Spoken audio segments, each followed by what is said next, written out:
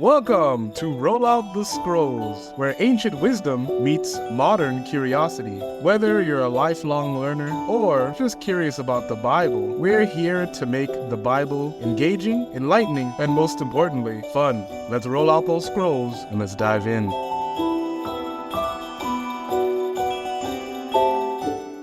A lot of people believe that Christmas is actually a pagan holiday and really shouldn't be celebrated by Christians. Some people also think, on the other hand, that Christmas is a Christian holiday. Since the message of Christmas is in the Bible, they say it's a Christian holiday and Christians should feel free to celebrate it as they wish. So I think the beginning of how we need to approach this is to talk about what the birth of Christ really is, right? What does the Bible say about the birth of Christ? What does the biblical account have to say? We see that the biblical accounts of Jesus' birth are found in two gospels. And so they're in Matthew and in Luke. Josh, what are the differences in those depictions in Matthew and in Luke?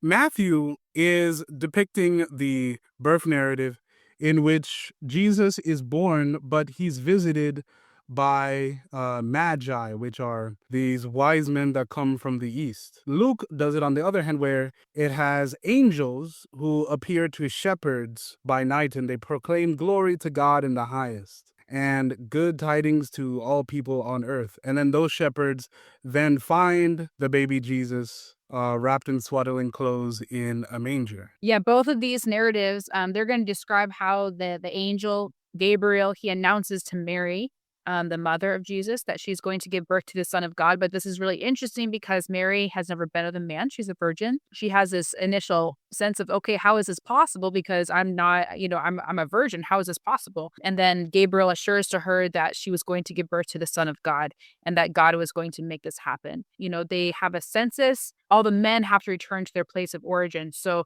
Joseph, who was betrothed to Mary at this point, he had to return to Bethlehem to be census. I don't know what the word is there. Tax. There you go. So they all had to go back there, and so Jesus was born in Bethlehem to Mary. And this is very much prophesied in books such as like Micah and places like that. The concept of Christmas, or the foundation of Christmas, that Jesus was born unto the Virgin Mary, and now you have God incarnated into human flesh, is in the Bible. Afterwards, Christians, after the death, burial, and resurrection of Jesus, and the gospel message starts spreading, you see the creation of the Christmas holiday. We would have to ask, is it appropriate for Christians to celebrate this holiday? The more cerebral, more broad question is it even biblical in general for Christians to celebrate holidays? Period, right? But does the Bible have depictions of holidays? Yeah, even the word holiday means holy day. It's a day that is to be considered holy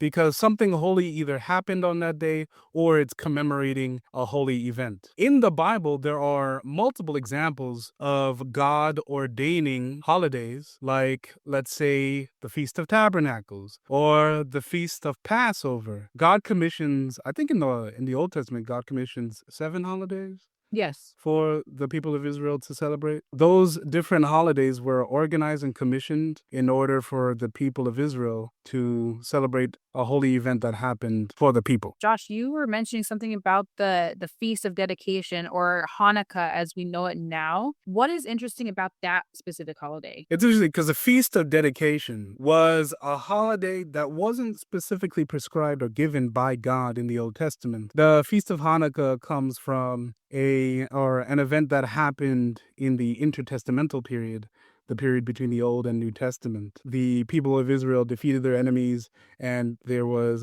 extra oil that lasted for a certain period of time, which allowed them to celebrate and do the things that they need to do in the temple. But funny enough, in the Feast of Dedication, in the time of Jesus, Jesus celebrated the Feast of Dedication, which was a holiday not commissioned by God directly. So it's a new holiday that celebrates something God did for his people. They considered it a holy day. That's fascinating. It kind of almost suggests that, potentially a new holiday can be added only if it's in alignment with biblical principles. Exactly. If a holy day is in line with what God is doing, it seems appropriate for the Christian to follow it if it aligns with God. When we're looking at Christmas, one of the major problems that people have with Christmas is the misconception that this holiday was repackaged from pagan gods and pagan idols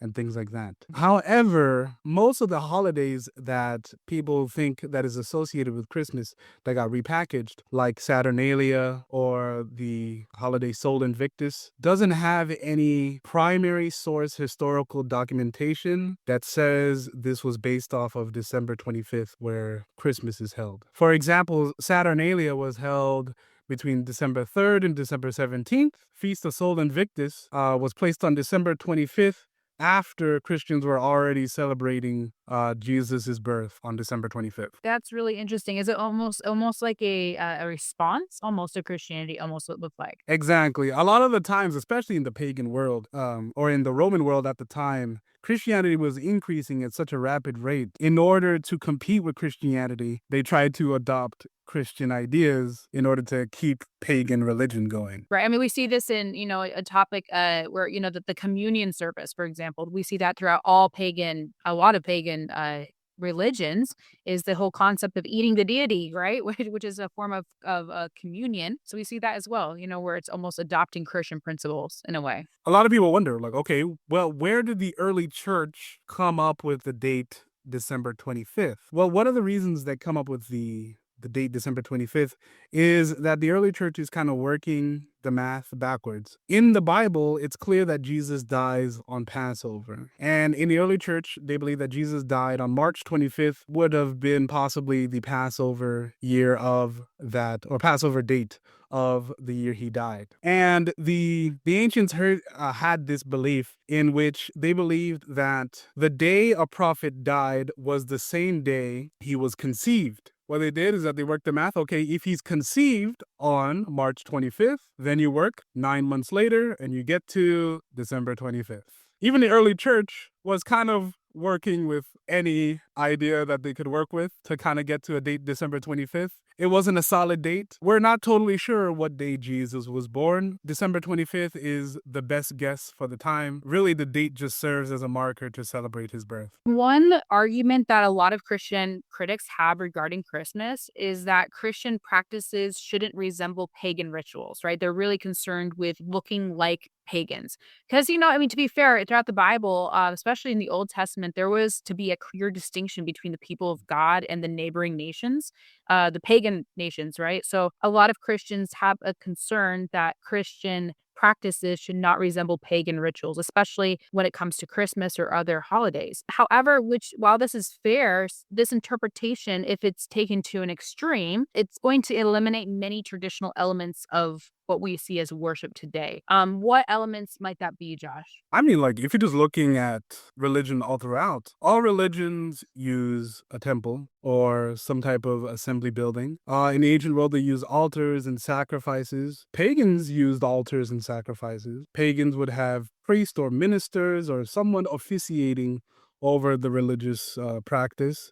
Christians had that: ministers, pastors, elders, bishops, so on and so forth. They would have a liturgy of some sort as well, and music and all those different elements that came to be used in worship. So if you try to make everything into a pagan practice, pagans use the same practices that Christianity uses. So it would be very difficult to practice Christianity without trying to avoid anything that a pagan would use. Absolutely. There's a lot of overlap in different elements. Which kind of ties into big things in Christmas. A lot of people associate them with paganism. Their true roots are actually not even pagan. For example, the Christmas tree. That's a big one. Everyone loves a Christmas tree with lights and ornaments and a star on top, usually a nice fir tree. This tradition of having a Christmas tree actually goes back to Germany back in the medieval period. So back in the medieval period, they would have paradise plays. And these paradise plays would happen on what was called the Feast of Adam and Eve. People would cut down fir trees, put apples and candles around them, use them in the plays as like the tree of life or the tree of knowledge of good and evil. Because back in the Middle Ages, most people couldn't read, and the main way they knew about biblical stories were through plays. Right. Yeah, because they didn't have access to reading. I mean, they were not even allowed to read. Yeah. No, they weren't even allowed to. Through these plays, they can see, like, oh, okay, this is the story of Adam and Eve. And then they would see the tree, like, oh, look how nice that tree is. Has candles, has apples on it. The feast of Adam and Eve was on December 24th. Eventually, as usual, anything in history, people adopt them. And in Europe, it became more and more common to take these trees and put them in your home and celebrate Christmas. Even the reformer Martin Luther had a Christmas tree in his house. So why do people have an issue with it? What's the biblical? There's a verse, right? Or a chapter that people often bring up. What is that chapter? Yeah, there's a chapter in the book of Jeremiah, Jeremiah chapter 10, where it describes a man. He goes out into the woods and he chops down a tree and he crafts this tree. He decks it out with gold and silver, and he makes an idol and he worships it. A lot of the times people try to take this passage and say, this is a Christmas tree that he's setting up. First problem with that, Jeremiah is in the Middle East, so there are no fir trees. That's true. They'd be using like shrubs if that's the case. Yeah, at most he's using an acacia bush or something. Two, the context of Jeremiah 10 is talking about the silliness of making idols to worship. They would craft those idols into like figures of men or figures of like animals and things like that. And then they would use that same wood to, start a fire. It's just pointing out the silliness of using idols. It would be anachronistic to apply this verse to the concept of Christmas trees. Correct. Yeah. I mean, we talked about in the previous episodes the principle of hermeneutics, right? And it's really important to not read something into the current context. So let's say, for example, something that is going on in 21st century when we talk about Christmas or, Christmas time, we don't want to read that into something that was talked about before Christmas, if that makes sense. We don't want to overlap themes that are not meant to be overlapped. So we need to make sure we have a good hermeneutic whenever we read these things so we can apply them to our modern situations. Even good old Saint Nick, Santa Claus. I say Saint Nick because Saint Nick, or Santa Claus, comes from Saint Nicholas, who was a bishop back in the late 3rd and 4th century, who was famous for giving orphans and children gifts. Fun fact, he was also at the Council of Nicaea, where they debated over the divine nature of Jesus. St. Nicholas was famous for being a Trinitarian, so he believed in the Trinity and the divinity of Jesus. The person going against the Trinity, his name was Arius. Nicholas got so angry at Arius that he got up and punched Arius in the face and called him a heretic. Nice. Yeah. Jolly old Saint Nick isn't a big guy with a red suit. He's a Turkish guy from the 4th century who punches heretics. The issue here might not necessarily be in the aspects of Christmas, such as, Saint Nick or Santa Claus or even the Christmas tree. But the idea here is that Santa Claus, the Christmas tree, these different aspects of Christmas have become commercialized. It's become transformed into a symbol of gift giving instead of focusing on the meaning of Christmas, if that makes sense, not focusing on the birth of Christ. Commercialism really is the issue. Materialism is the issue. There's a verse in scripture that says the love of money is the root of all evil. And why is that the case? Why is commercialism an issue? I personally think that it really is the opposite of what Jesus was all about. He came as one to serve and not be served. He came as one who did not see being God something to be grasped, as we see in Philippians chapter 2. So, really commercialism and this love of money, that's really the antithesis of humility. So it's the opposite of what humility is and what Jesus was all about in his ministry. So commercialism really is the issue here. I guess the main thing is that when it comes to Christmas, you have to focus on not necessarily the gifts, but the gift of God in sending his son, Jesus Christ, into the world. The giver more than the gift. We have Christmas and all the different elements of it. And a lot of the time, it seems that people might feel that even though it may not have fully pagan roots, that it still might have some pagan roots in the holiday. What would you say to that, Abby? Is it possible to have these possible pagan roots and still celebrate it, or can God do something with it? Well, we see throughout the Bible a theme of redemption. God redeems places, he redeems people and purposes. We see in Genesis 50, verse 20, Joseph's story, right? Joseph, who had been sold into slavery by his brothers, and somehow eventually, I mean, God used him to bring about basically a type of like redemption to Egypt, right? And so he redeems Joseph's story. Joseph in Genesis 50, verse 20, he said, what you had intended for evil, God had intended for good. And so God had transformed something that was not meant for good into something that was. And so that's something beautiful that we see in Genesis 50, verse 20. Another passage is Isaiah 43, verses 1 through 3, where it says, "Fear not, for I have redeemed you. I have called you by name, you are mine." And then he goes on to say, "I traded this for you. I purchased you at a price. You are redeemed." And so he has redeemed us. God has redeemed us. While we were yet sinners, Christ died for us. And so that is as pagan as it gets, right? As sinful as it gets. He has redeemed us even. If we look into a story, John chapter 2, we see the story of the temple becoming a place for a marketplace, basically a place for commerce. And Jesus enters the temple and has this holy fury about him. Basically, restores the temple back to its original design. He mentions that it had become a house of devils, a house that is not dedicated to prayer anymore. And so he restores it back to the original design after it was desecrated. Those are three different ways that I see God has redeemed things throughout the Bible. And obviously, Jesus is coming back to this world to redeem it. We believe as Christians that he's going to come the second time and redeem the whole humanity, the whole fallen human race. It seems like it's a common theme in scripture to take things that had an original evil purpose or an original pagan purpose, and God transforms it and changes it into something else. I mean, you can clearly see this in the symbol of Christianity, the cross. The cross was used as a method of torture, of execution, of humiliation. Through the cross, Jesus changes what the cross means.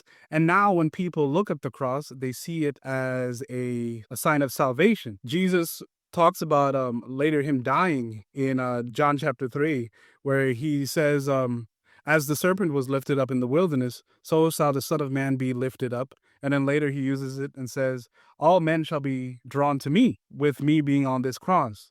So the cross is now seen as a symbol of salvation and redemption. It's almost like if we were to see an electric chair and think of something positive. We definitely don't. But that is exactly what the cross was. It was a method of execution, and it wasn't anything beautiful about it. But now we look at it, and it has been redeemed. It has been looked upon as a different thing. So it's a really interesting and beautiful purpose that God has designed that for. And I think a really interesting story that we find in the book of Acts is this scene in Acts chapter 17 where Paul enters this city. Josh, do you remember what city that was? It was Athens. Athens. Okay. So he enters this Greek city, Athens, Greece, and he sees this scene of a bunch of altars. And at one of the altars, there's an inscription that says, to the unknown God, right? And Paul uses this pagan Greek concept of the unknown God. So they had basically just put it there because they had, in their culture, they had, I think they call it pantheon of gods, right? They had a bunch of gods. And so that meant basically there was a God for every single thing. And they would invent new gods. They would, however their need was, they would have different gods to meet those needs. And so they had this altar to the unknown God. because if they were to have a need come up, they would then have a placeholder for a new God, basically, right? But Paul uses this Greek concept of the unknown God, as well as referencing Greek philosophers in this passage as well. He uses these concepts to point to the true God. He says, "Hey, you have this altar to the unknown God. Well, let me tell you about this God." And he basically shows them Jesus and shows them God and say, "Hey, this is who you need to be worshiping. This is who this altar is pointing to." When in reality, it probably wasn't designed for God, right? But he's transforming this moment, using it as an opportunity to plant a seed and to use those even pagan ideas to get to Christian values and Christian ideas. We've looked at Christmas and all its different elements, and we see how some elements may have some remnants of paganism.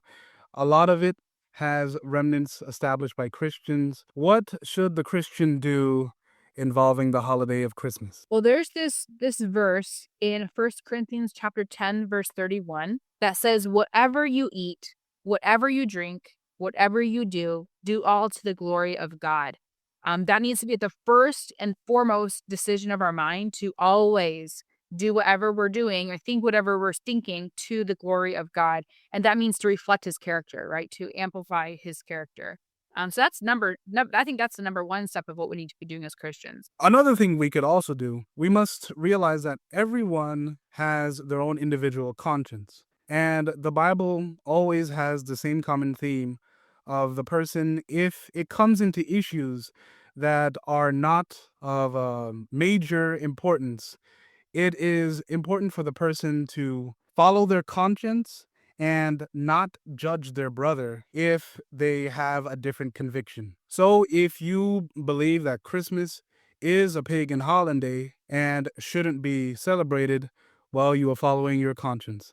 But if you are not convicted by your conscience that Christmas is a pagan holiday and that you believe it's a Christian holiday, then you will celebrate it. And those two brothers will not judge each other for either decision that they make. When looking at Christmas, it's very important for us to know the reason for the season, why Christmas is even a holiday, a holy day. It's a celebration of one of the greatest miracles in all of human history, a miracle that we use to divide our time, and it's the incarnation of the Son of God, the second person of the Trinity, who was receiving glory and honor and power and blessing and praise, and who saw it fit to lower himself into human flesh, to be born among animals, to be born poor, to face human restrictions of hunger and fear and suffering. And Jesus did all of this so that he